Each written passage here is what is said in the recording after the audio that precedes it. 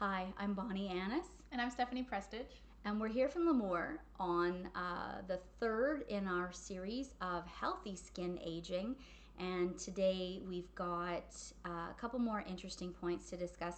I particularly love this series because this is what's important to me, that my skin be healthy for as long as I have it. And I'd like to have it for a very long time. So Stephanie, you are an educator and you teach skin theory. Yes. Okay, so I would like to ask you um, about the theories of skin aging and what it means to us.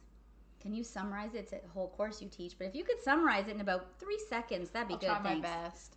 From our previous topics of talking about extrinsic and intrinsic aging, we know genetically we're supposed to age. However, these theories have been explored to find out why are people aging at accelerated rates than to their genetic rate. And how do we know that people are aging at accelerated rates? Lifestyles, product choices, stress factors. Stress. Significantly affects all parts of the body. We know that, even in internal health, but it Okay. affects your skin organ too.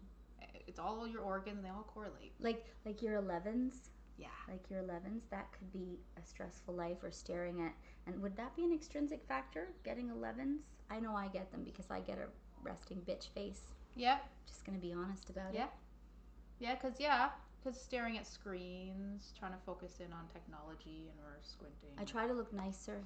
It doesn't always work, but that's okay.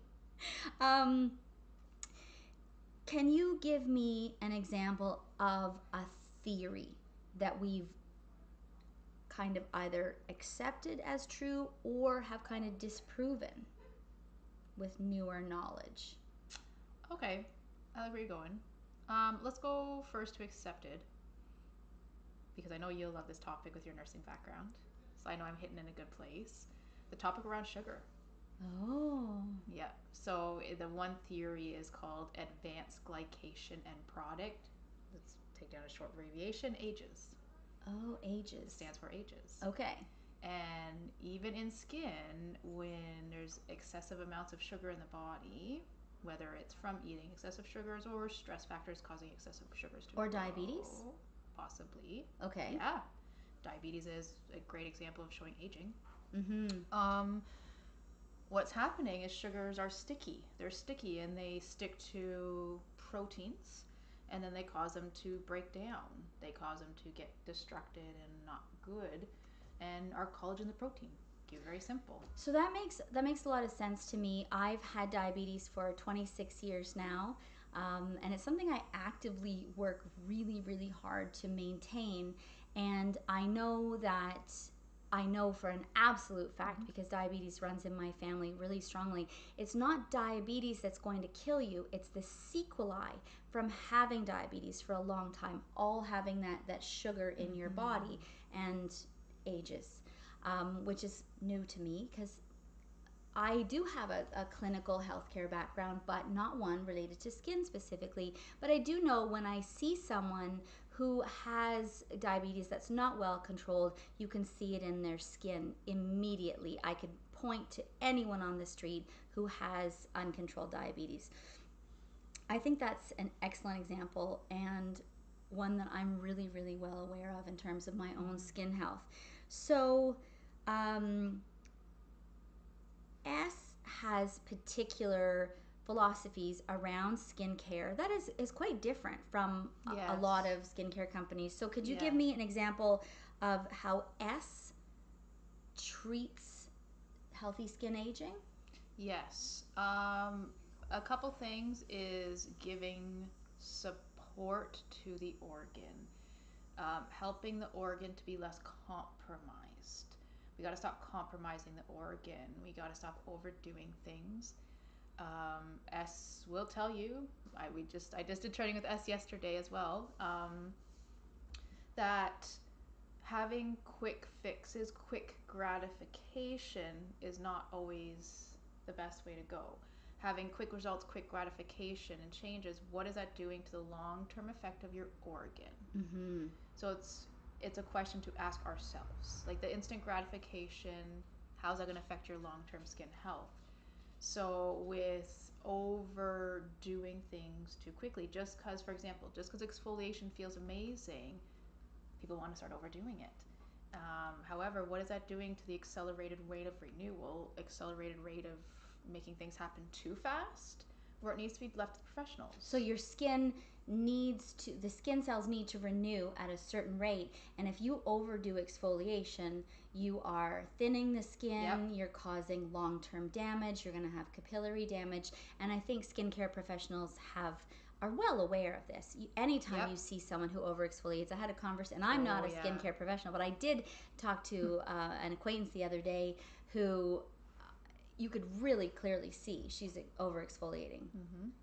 Clearly. Oh yeah, it's clear as day. And she sent me pictures of the products she's using, and she sent me the products, and I looked up the ingredients, and for the skin that is on her face, you can clearly see that she was way overdoing it. I would say that this philosophy works really well for me because I like to be sensible. I like to be sensible when I eat. I like to have wine and cheese, but I also like to eat lots of vegetables. So Yep. I like to find that balance. I do remember when I was first rewilding, and you can learn more about rewilding on our website, and the link will be in the video.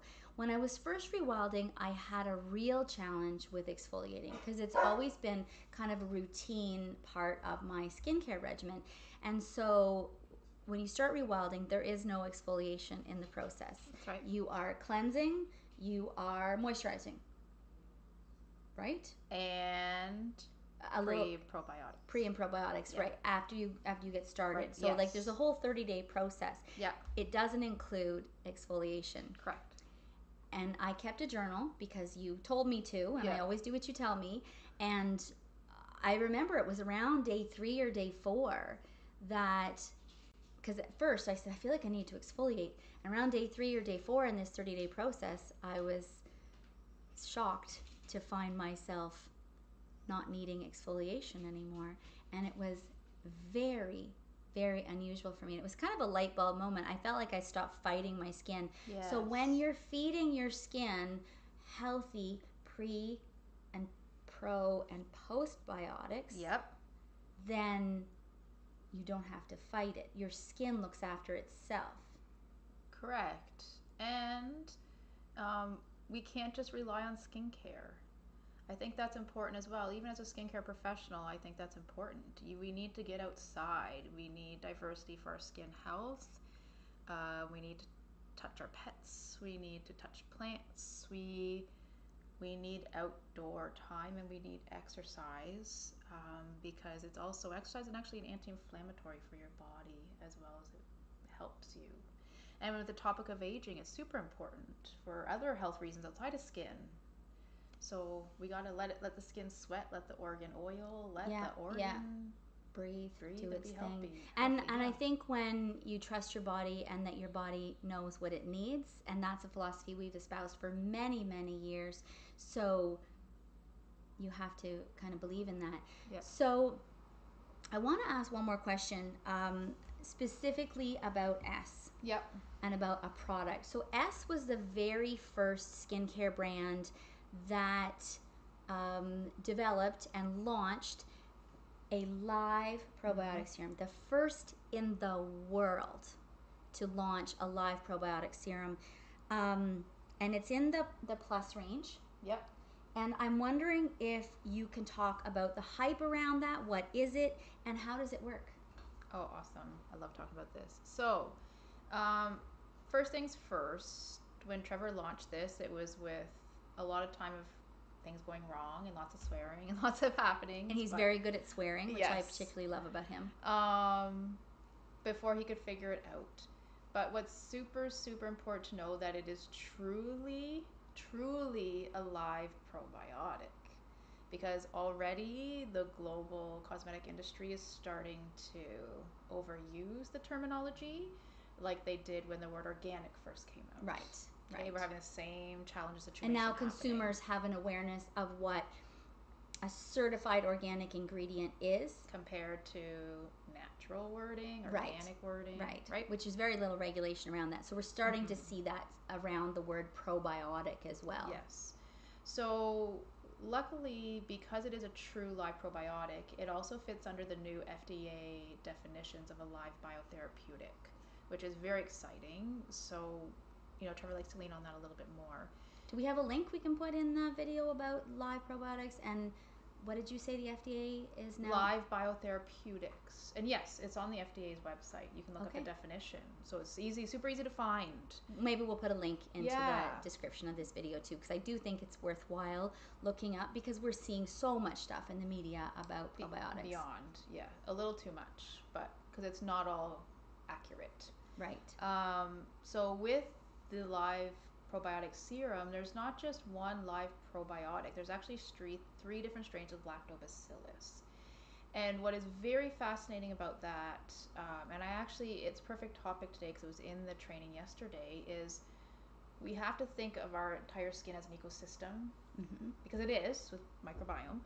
But one thing doesn't fix everything. One ingredient does not fix everything. This is a really, really good point, and we focused on this. I can't tell you the number of times we had clients say, what do you have with hyaluronic acid in it? What do you have with salicylic acid in it? What do you have with... Glycolic is another big one. Right. Parabens. Yeah. Right, exactly. And they want to know specifically a single ingredient. Yeah. But it's not about that, right? You have to look at things as a whole. Same with when you're choosing what food you want to put in your body. You have to look at it as a whole. And I think that's super important to learn about. And there's lots more to learn. And Stephanie and I particularly love getting together on Friday afternoons to talk about this. And coincidentally, or maybe not, we finish our video, then we get our outdoor clothes on, and then we go look at the gardens and we go look at the bees, which means we get outside. So thank you so much for joining us today, and we are looking forward to joining you again in 2 weeks. We've got some vacation coming up, and we are going to start a new series of YouTube live videos. Thanks for